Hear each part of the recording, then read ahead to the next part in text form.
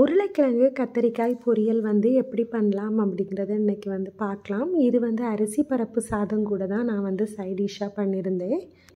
இதுக்கு நீங்கள் ஈக்குவல் அளவில் கத்தரிக்காயும் உருளைக்கிழங்கும் எடுத்துக்கோங்க. ரெண்டையுமே பெரிய பெரிய துண்டுகளாக இந்த மாதிரி கட் பண்ணி எடுத்துக்கோங்க. உருளைக்கிழங்கு கத்தரிக்காய் ரெண்டுமே கட் பண்ணி முடித்த உடனே உங்களுக்கு கலர் மாற ஆரம்பிக்கும். ஸோ இந்த ரெண்டையுமே கட் பண்ணி நீங்கள் தண்ணியில் போட்டு வச்சிட்டிங்க அப்படின்னா பொரியல் பண்ணுறது வரைக்கும் கருக்காமல் அப்படியே ஒயிட் கலரில் இருக்கும்.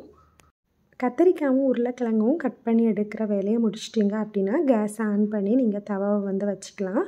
கொஞ்சம் தேங்காய் விட்டுக்கோங்க. தேங்காய் கடலெண்ணெய் எது வேணாலும் நீங்கள் யூஸ் பண்ணிக்கலாம். கூடவே ஒரு 1/4 டீஸ்பூன் அளவு கடுகு பொரிஞ்ச உடனே 2 வரமிளகாய் சேர்த்துக்கோங்க. கருவேப்பிலை வாசனைக்காக சேர்த்துக்கோங்க. கருவேப்பிலை பொரிஞ்ச உடனே நம்ம கட் பண்ணி வச்சுருக்கிற உருளைக்கிழங்கும் கத்தரிக்காயையும் சேர்த்துக்கலாம்.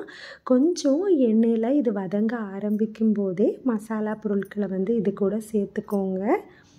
உங்களுக்கு தேவையான அளவு எரிப்புக்கு காஞ்ச மிளகாய் பொடியும் உப்பும் சேர்த்துக்கோங்க.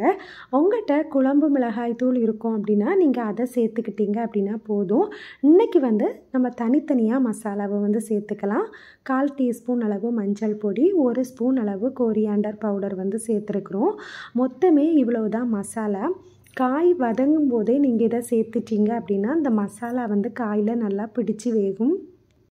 நீங்கள் இந்த மாதிரி கிளறி கொடுத்துட்டே இருங்க. சிம்மில் வச்சுக்கோங்க.